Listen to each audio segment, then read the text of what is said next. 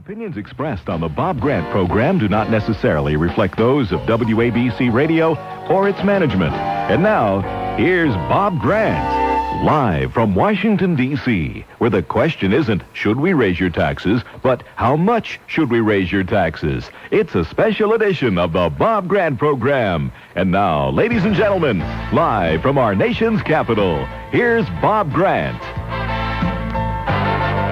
And let's be heard. Good afternoon, everyone. Live from the nation's capital, Washington, D.C., Bob Grant right here with the organization known as Citizens Against Government Waste. Is it a losing battle? Is this a futile attempt? Well, we'll find out. Right now, we have Newt Gingrich with us. Newt is not actually in this office with us. He's at his government office across town because of a vote on the House floor, but he's with us anyway. Seated alongside of me is the former Congressman Hastings Keith, who was a member of Congress from Massachusetts. He's the leading expert on government pensions and is currently the president of the National Committee on Public Employee Pension Systems. Wait till you hear the horror stories he has to tell you. David Keating, executive vice president of the National Taxpayers Union, is with us. He's got a lot of horror stories to tell you. You better get the brioski, because what you're going to hear today is going to give you a lot about you. Scott Hodge is the budget policy analyst for the Heritage Foundation, and he's with us right now. Later, we'll be joined by Dick Armey, congressman from Texas. I'm sure you've seen him on many of the news broadcasts. Ben Wattenberg, the demographer, national syndicated columnist, and a whole host of people while we're here in the nation's capital today and tomorrow. Gentlemen, we're going to go to our telephones, and you'll be able to hear him on your earphone, the same as I. Newt Gingrich, who some people say is virtually standing alone. Newt, welcome to the program. Sorry you couldn't be with us here in our office here at the Citizens Against Government Waste building. Well, I wish you could be there, but I'm delighted that you came down for the day, and I think it's a very important program that you're talking about, because I think that their Taxpayers Action Day is going to be a very important step in sending a message to Washington and to the state capitals. Well, I hope you're right, but you know, I look at the New York Times today, reading it on the train coming down here, Newt, and instead of saying Congress to enact budget-cutting measures, it says, quote, leaders reach a tax deal. Here we go again. We're talking taxes, not cutting. Well, we actually don't know what they've decided. The fact is, on the Democratic side, to the best I can gather right now, there's a big fight building about exactly how to raise taxes. The New Yorkers from your area are against what's called the Pease rule, which would have some kind of a reduction in the amount of deduction that people above $100,000 could take. On the other hand, a number of the Democrats in the House want to have higher tax rates, or they want to have some kind of surtax. So I don't think we're anywhere near a package yet. What is the latest deadline? I know they keep moving the goalpost, but what is the latest deadline? Well, I think that we don't know that there's no deadline per se yet.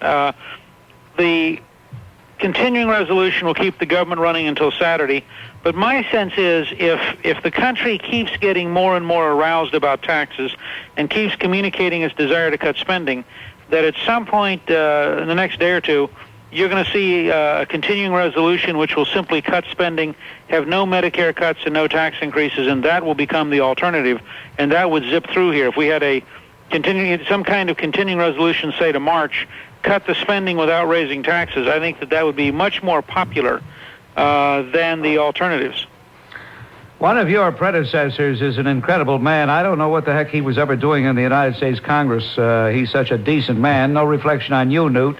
There's too few Newt Gingriches in my book, but former Congressman Hastings Keith is seated right to my left. He is the leading expert on government pensions, and he says that he's been drawing how much money since you retired from the House almost 18 years ago?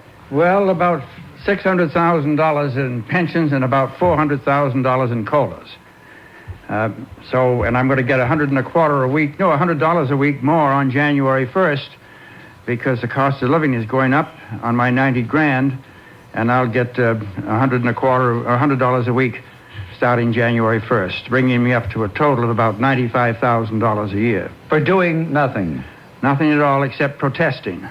I'd like to go back to digging clams and reading books.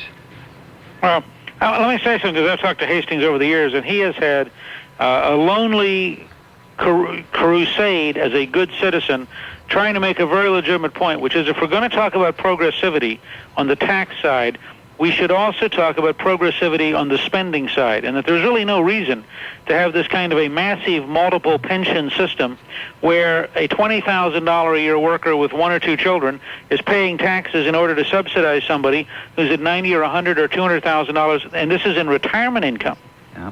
And so I think Hastings deserves a lot of credit as a citizen for the time he's put into trying to get people to understand that we really do need to fundamentally reform the pension system, particularly at the upper levels where people are getting cost of living increases when they're already drawing far more income than the average working American. The trouble is that we've got to get at the multiple pensioners. I'm a double dipper, a triple scooper, and I'm now getting quadruple pensions. And I only need to have the cost of living portion of all of those. Of the $90,000, I would just index the maximum Social Security amount, which is about $12,000 a year. Just index me the same as you do the Social Security recipient. Just give me the maximum Social Security pension COLA. It's roughly $12,000 a year of pension, and on that would be about $50 a month COLA. Instead of that, I'm getting $7,500 a month, and I'm going to get $100 a week COLA. The cost of living portion, $50 would easily take care of it. But I'm going to get not $50 a month, I'm going to get more than $425 a month. And ladies and gentlemen, Hastings Keefe is not just talking. He actually, you're not going to believe this, but he actually tried to give some of that money back. He actually tried to give it back, and they wouldn't take it from you, would they? Well, they protested a bit. I wanted to get a little fanfare on this thing so that people would find out what was going on. And I suggested to Don Regan that he get out in front of the Treasury building, and I'd give him $3,700 in extra COLA money. And that was for 1 month only. Since that time, that 1 month has gone up to about $5,000 or $7,000 a month. So he wouldn't come, but he sent Marlon Fitzwater out, and he took it. But in view of the fact I didn't pay the $3,700, I gave him a check for $900, which was just the military pension, and the military pension I was already getting that in my civil service, so it was a double dip. I gave it away. Since then, I've been giving it to my committee. Newt Gingrich, since you're the only one here who's an active member in the United States Congress, do you ever talk to your fellow Congress people? Ever talk about that? Do you ever say, hey, aren't you guys ashamed of what you're doing? Oh, I think that there's a growing willingness to look at some new approaches. Arlen Stanglin, who's a congressman from Minnesota, has had a proposal that would do something very similar to what Hastings has described. It would set an average cost of living increase as a ceiling, and it wouldn't give people that extra double and triple dip. It wouldn't give people who have a higher pension an extra amount of cost of living increase. And it was an effort to create a fair pension program that took care of the poor but didn't give a windfall to the very well off. So that's a step in the right direction.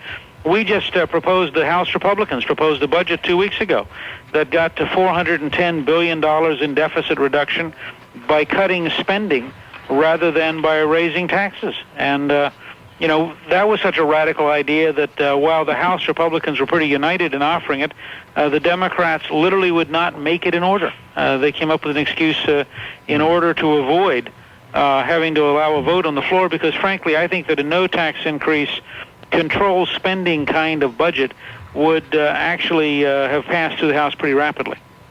All right. Just stay right where you are, Newt, over there, and I want to introduce to our audience Scott Hodge and David Keating in just a moment. Bob Grant with you, ladies and gentlemen, live and direct from the nation's capital, Washington, D.C. And let's see. Yes, this portion of the Bob Grant program is brought to you by Air Portugal. The magazine Business Tokyo is out with its October issue. As usual, it is filled with those little nuggets of information that help us understand the country that has become our #1 rival in world trade. If you wonder what products we sell to Japan, add log cabins to the list. Japan's Ministry of Construction reports that log cabins are all the rage there. 3,000 were built in Japan in 1988. The ministry expects that to keep growing by 20% a year. Nearly half the Japanese living abroad live in the United States, the runner-up, Brazil. But labor shortages in Japan are drawing home South Americans of Japanese descent. Maybe you think of the Japanese as being intensely disciplined. When they party, though, obviously they party awfully hard. How else to explain that 8,130 Japanese were rushed to Tokyo hospitals last year because of alcohol poisoning? I'm Gordon Williams. George and I worked hard all our lives so our children could have the best. But someday down the road, we won't be here any longer, and we don't want to leave our bills for them to pay. That's why we called Inter-America Life Insurance Company to help out. The cost of their guaranteed acceptance life insurance is within our budget, and it gives us real peace of mind. If you're age 50 to 75, Inter-America Life Insurance Company will guarantee your acceptance for life insurance with a 2-year limited benefit period. And the cost is just $6.95 a month per unit. No health questions will be asked, and no medical exam is needed. Call now to receive a free information kit through the mail on benefits, limitations, and exclusions. Inter-America Life Insurance Company. It's such an easy way to help protect your family. Call now, 1-800-322-9900. Available in most states. Age limits vary outside New York. Call 1-800-322-9900. That's 1-800-322-9900. Are you presently a homeowner behind on your mortgage? Or have you been rejected by the bank? Then this message is for you. ATL Consultants is designed with you in mind. With no income or credit check, loans are available. All you need to have is equity in your house. That's right, no application fee, low fixed rates. Stopping foreclosures, consolidating bills, second mortgages, and refinancing to avoid bankruptcy. Quick approvals and fast closings. ATL Consultants are the people you need. Apply by phone 7 days a week. Simply call 516-797-1315. That's area code 516-797-1315. ATL Consultants is a registered mortgage broker, New York State Banking Department, with mortgage loans arranged with third-party providers. Located at 888 Violet Drive, Massapequa, New York. ATL Consultants services the 5 boroughs, Nassau and Suffolk. Call 516-797-1315. Today, the Bob Grant program is coming to you live and direct from Washington, D.C. And now, from WABC Radio, back to Bob Grant. Thank you, John Donovan. And David Keating is the Executive Vice President of the National Taxpayers Union. He is seated to the left of former Congressman Hastings Keith. And I believe he has a question for you, Newt Gingrich, over there in the Congressional Office Building. Well, Congressman, one famous New Yorker once said, "It ain't over till it's over." And I wonder, how close is it to being over? And what's likely to happen to this tax bill when it comes to the House floor? Well, I don't think we know yet. I think we have to wait and see what it looks like. I do think that there's a limit to just how much they can continue to mess around with it without losing support for it. I think the president and his staff are sort of fed up with the way this has been going on, and I think that there are apparently some very real disagreements between Senate Democrats who want to raise one set of taxes and House Democrats who want to raise a different set of taxes. And I think my impression is that there have been some real disagreements over the last 24 hours between the two committee chairmen. So I don't think it's over yet, and as I said earlier, I think that the House Republican spending cut approach may in fact be a very positive alternative. How united will the Republicans be on the House floor on this tax package? Well, I think on the tax package itself, people will have to wait and see what it actually looks like. I was just with Senator Dole and Congressman Michael a little while ago, and we honestly don't have anything to measure yet. I do think that if we end up going towards a spending cut approach without tax increases, the House Republicans would be surprisingly united. Scott Hodge, the budget policy analyst for the Heritage Foundation. Congressman, I wonder if there's any way of getting that you see of getting the White House back on the reservation. You're probably aware of more than others of what the White House stance on new taxes has done to the conservative movement and the Republicans in general. Is there any way of bringing them back on the reservation? Oh, I think that the president feels very deeply that he wants to get back to the anti-tax increase, anti-spending increase approach. I think that he felt constrained in a period with the problems in the Middle East to tolerate what he himself, a few minutes ago in a Rose Garden meeting, I was with him at a press ceremony about an hour ago, he himself talked about democratic demagoguery, and I think it's sort of gotten to him that's, he had thought if he reached out a helping hand and approached the Democrats in decency, that they would have an obligation to come back with some sense of responsibility and decency, and I think it's been a very grim lesson that, in fact, the Democrats are just deliberately destructive. Has there been too much damage to recover from? No, I don't think so. Listen, I remember how mad we were at Ronald Reagan in 1982, and he went on to become one of the great conservative leaders in American history. President Bush, and I can say this having met with him last night and again today, President Bush is clearly committed to a lower tax, lower spending approach in the United States. And he understands that he has to find a way to rebuild the coalition in the country, to re-arouse our base voters, and to communicate exactly who it is that's been pushing tax increases. And I got to tell you, the people that have been pushing tax increases are not Republican. It's not the Bush administration. I keep telling people, if you're mad because of this package, the person to be mad at is not George Bush. The person to be mad at is the Democrats who've controlled Congress since 1954. Well, Congressman, I think a lot of people are quite mad at President Bush. A lot of them voted for him because of his pledge to the American people in 1988. If there's anything we remember about 1988, it was read my lips, no new taxes. And I think it's pretty clear to our members at the National Taxpayers Union that the Democrats would not be passing a tax package, would not be proposing a tax package. They didn't think the president would sign it. Yeah, but I think that's explicitly not fair to the constitutional system. If a congressional district voted for George Bush and voted for a Democrat for Congress, and over 100 of them did, then the people of that district have got to decide how they want to settle their schizophrenia. Do they want the message in Washington, D.C. to be that they really like higher taxes and bigger spending? Because when they vote Democrat for Congress in November, that's the message they're sending. And I think it's a little bit much to say to the President of the United States, we're going to elect you to go and beat up the Democrat that we elect to the Congress. I think people have got to decide which signal do they want to send, and I think Taxpayers Action Day is a step in the direction of the right signal. But I think it's much too simple and much too easy for citizens to blame George Bush. This is not George Bush's country. This country belongs to every American, and every American who sends a Democrat to Washington bears some of the burden for ending up in a tax increase environment. I happen to agree with you, and lo and behold, the media is going to kick me out of the media. They're going to say you don't belong because, you're not a left-wing big spender, you're not a supporter of all these programs. But even though I may agree with you, it doesn't seem that you're communicating that message. Well, I think over time we have. Frankly, all of us, and I include me in this. This is not a comment on President Bush. All of us in the Republican Party were too passive for 4 months while the Democrats kept sucker punching us on a regular basis. In retrospect, as I look back over the last few months, we should have been much, much tougher. And I think that we can do that. And I think that you're going to find both over the next 12 days up to the election. When I talk to a Larry Craig or a Tom Talkie who are running for the U.S. Senate, they've been running anti-tax increase commercials. They have done very, very well. Larry Craig, I think, is very far ahead of his opponent in Idaho. I sense that everywhere that our candidates are out there on an anti-tax increase message with consistency, they're doing well. I know down we look at the race where we hope that we're going to have Congressman Franks come from Connecticut, and he's running on an anti-tax increase campaign against a liberal Democrat who has a long tradition of raising taxes. So I feel, that we have real opportunities out there. Bob, I'd like to say something. The anti-tax increase sentiment is very strong out across the country. The National Taxpayers Union has been tracking tax and spending limitations.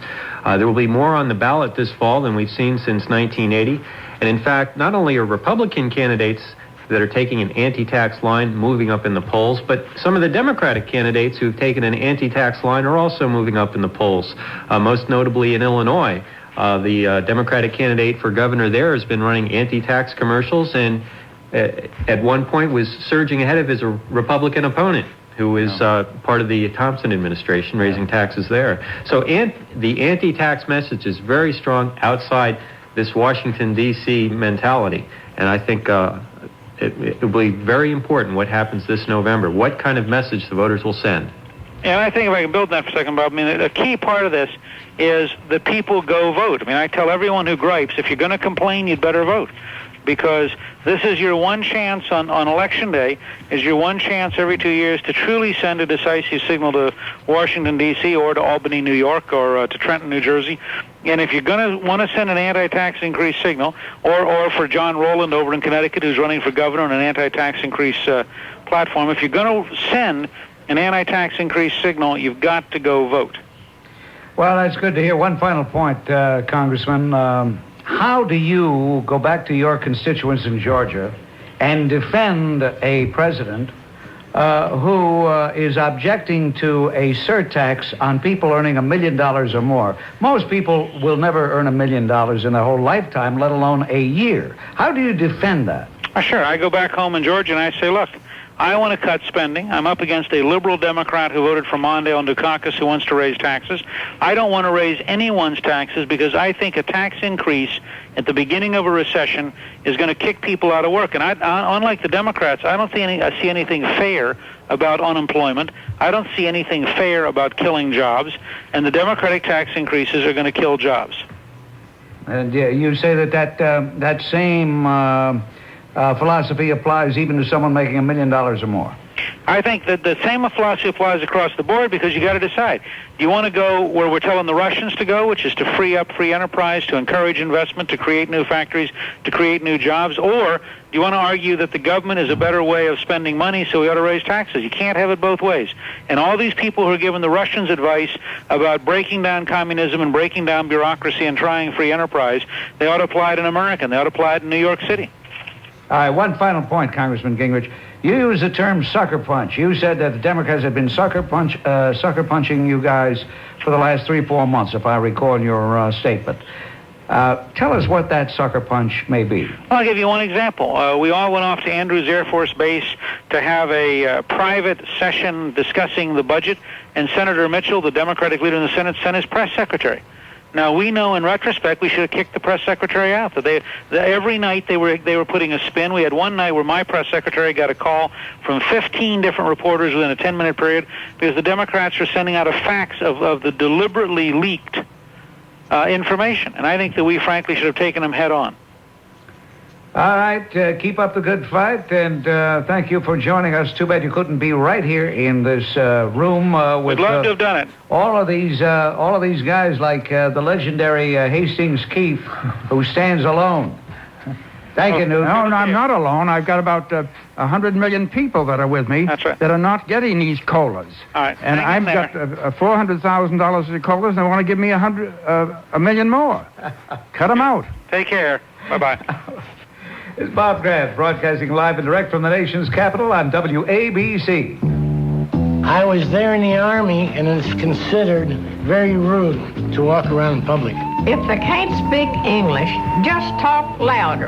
There's a lot of different advice around when it comes to going abroad. In their country, all the food tastes like chicken, except the chicken. If you pick up another man's dry cleaning, then you have to marry his daughter. When you meet somebody on the street, step on their foot. It's a greeting. But use your common sense and get to know about a place before you go.